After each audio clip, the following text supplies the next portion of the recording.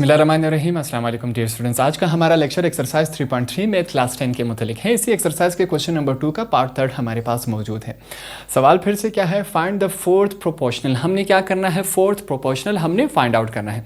अब सवाल में हमारे पास 3 क्वान्टिटीज़ दी गई हैं, जो फोर्थ वन है वो हमने अपने आप से फाइंड आउट करना है। तो इसके लिए इसका जो पूरा प्रोसेस है वो सेम उसी तरह जिस तरह हमने पिछले क्वेश्चन किए थे।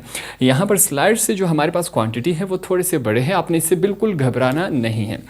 सवाल स्टार्ट करते हैं। सबसे पहले हम क्या करते हैं, यहां पर देखें, हम लिखेंगे लेट द फोर्थ प्रोपोर्शनल। जो हमारे पास फोर्थ प्रोपोर्शनल होता है, जो हमसे सवाल में पूछा गया है, जो हमने अपने आप से लेना है, वो हम क्या करेंगे, लेट द फोर्थ प्रोपोर्शनल हम किसके बराबर लेते हैं। यहाँ पर अब P भी मौजूद है, Q भी मौजूद है, तो हम क्या करते हैं, इसको X के बराबर लेते हैं। क्या करेंगे, फोर्थ जो प्रोपोर्शनल है, फोर्थ जो क्वांटिटी है वो हमने अपने आप से लिया, वो क्या लिया, X। अब यहाँ पर कोई भी अल्फ़ाबेट ले सकते, उससे कोई फ़र्क नहीं पड़ता, मगर बेहतर यही है कि हम जो हमारे पास बुक में दिया गया है हम वही लें।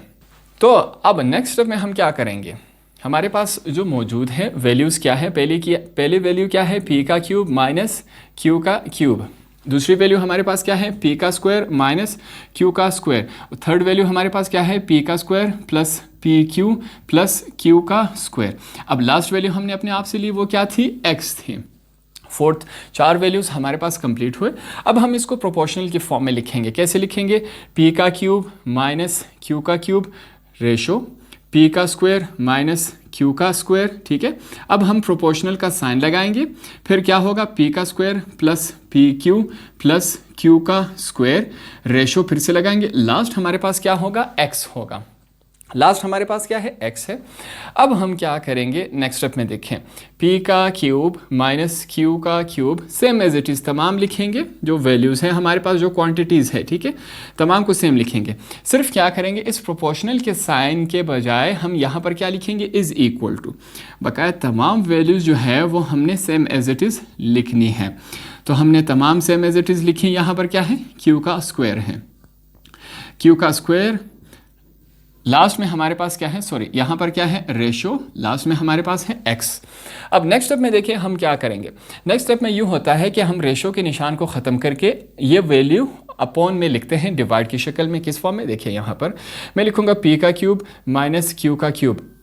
रेशो का निशान ख़त्म करके हमने क्या लिया, अपॉन लिखा। नीचे क्या आएगा, अब ये वाली वैल्यू नीचे आ जाएगी, P का स्क्वायर माइनस Q का स्क्वायर, बीच में क्या है, इज इक्वल टू। अब यहाँ पर देखें, P का स्क्वायर, यही काम हम इस तरफ भी करेंगे, ठीक है, PQ प्लस Q का स्क्वायर। रेशो का ख़त्म करके निशान हमने अपॉन लिखा, और जो आगे वैल्यू होगी उसे हम यहाँ पर नीचे लिखेंगे। अब ये तमाम हमारे पास इस फॉर्म में आया। नेक्स्ट स्टेप में हम क्या करेंगे, X को इसके साथ मल्टीप्लाई करवाएंगे और इस वैल्यू को हमने इसके साथ मल्टीप्लाई करवाना है। आपने ये लाइंस नहीं लिखनी, बल्कि लाइंस के बजाय आप क्या लिखेंगे, बाय क्रॉस मल्टीप्लिकेशन। ये लाइंस सिर्फ आपके समझाने के लिए है, ठीक है, लाइंस आपके समझाने के लिए। तो हमने लिखा by cross multiplication. Cross multiplication किस फॉर्म में होगा, X यहाँ पर जो है X इसके साथ मल्टीप्लाई होगा, किसके साथ, P का क्यूब माइनस Q का क्यूब, इसके साथ मल्टीप्लाई हुआ, इज इक्वल टू। ये वाली value same as it is लिखेंगे, P का square plus PQ plus Q का स्क्वायर। अब ये वाली वैल्यू यहाँ जाके इसके साथ मल्टीप्लाई होगी। वैल्यू क्या है, P का स्क्वायर माइनस Q का स्क्वायर, यहाँ आ गई। अब नेक्स्ट स्टेप में देखें हम क्या करेंगे। मैं क्या लिख रहा हूँ, यहाँ पर X सिर्फ लिख रहा हूँ, X लिखा।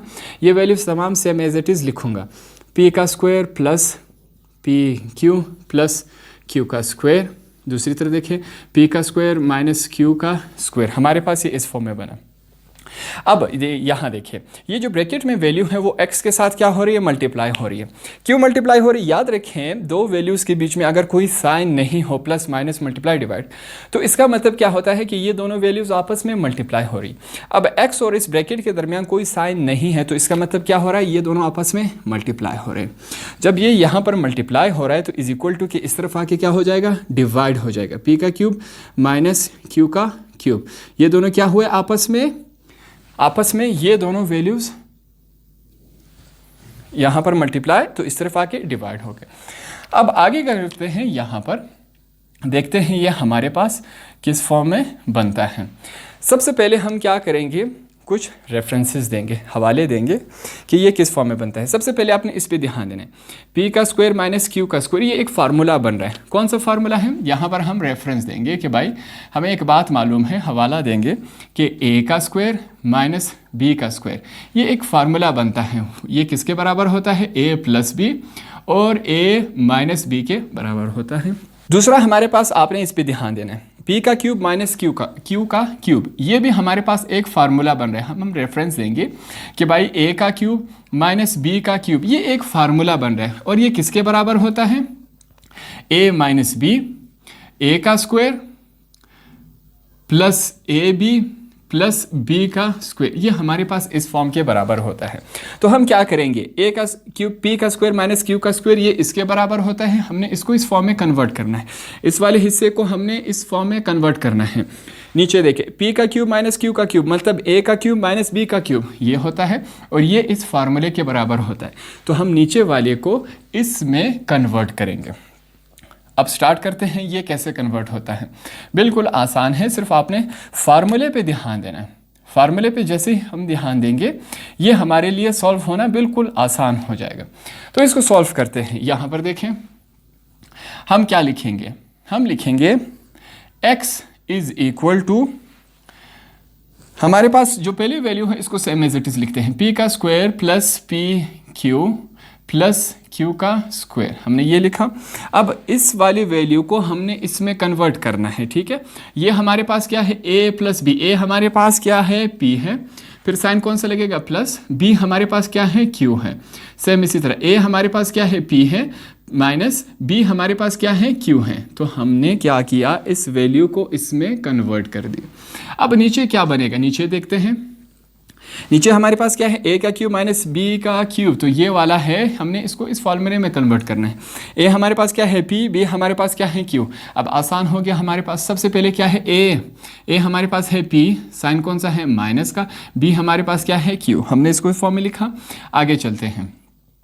अब क्या होगा, ये जो है a हमारे पास क्या है? p के ऊपर क्या है? स्क्वायर है, प्लस a और b, a हमारे पास क्या है? p, b हमारे पास क्या है? q, प्लस लिखेंगे b हमारे पास क्या है? q, ऊपर क्या है? स्क्वायर है। तो हमने क्या किया, इस वाले को इस फॉर्मूले में कन्वर्ट किया, तो हमारे पास ये इस शक्ल में बना। अब यहाँ पर देखिए कैंसिलेशन हो रही। याद रखिए हमेशा जब डिवाइड की शक्ल में हो, अपॉन की शक्ल में हो, जब कैंसिलेशन होगी तो पॉजिटिव के साथ कैंसिल होगा। अब ये क्यों होगा वो मैं बताता हूँ। सबसे पहले क्या होगा, देखें, p का square plus P Q, Q का स्क्वायर, ये वाला इसके साथ कैंसिल हो। दोनों के साइन सेम है कि नहीं? सेम साइन वाले आपस में कैंसिल होंगे। p माइनस क्यू जो है p प्लस क्यू के साथ कैंसिल नहीं होगा, p माइनस क्यू के साथ कैंसिल होगा, ठीक है।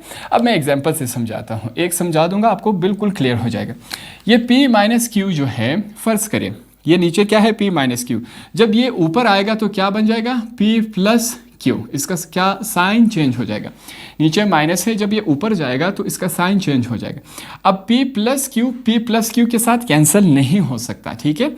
p माइनस क्यू जब ऊपर आएगा तो p प्लस क्यू बन जाएगा, तो इस वजह से p plus Q p minus Q के साथ ये वाला और ये वाला कैंसिल हो जाएगा।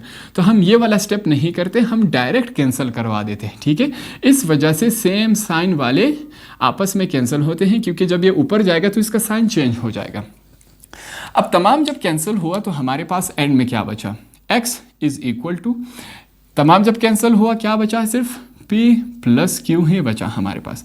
तो हम एंड में इंग्लिश में भी लिख सकते हैं हेंस फोर्थ प्रोपोर्शनल, जो हमारे पास फोर्थ प्रोपोर्शनल था, ठीक है, स्पेलिंग्स आप देख ले। हेंस द फोर्थ प्रोपोर्शनल क्या आया? x is equal to p plus Q के बराबर आया। तो ये क्या हुआ? आपका आंसर। इसको मैं सिर्फ अंडरलाइन कर देता हूँ ताकि आपसे गुम ना जाए। तो इस तरह आपका क्वेश्चन नंबर 2 का पार्ट नंबर 3 भी कंप्लीट हुआ।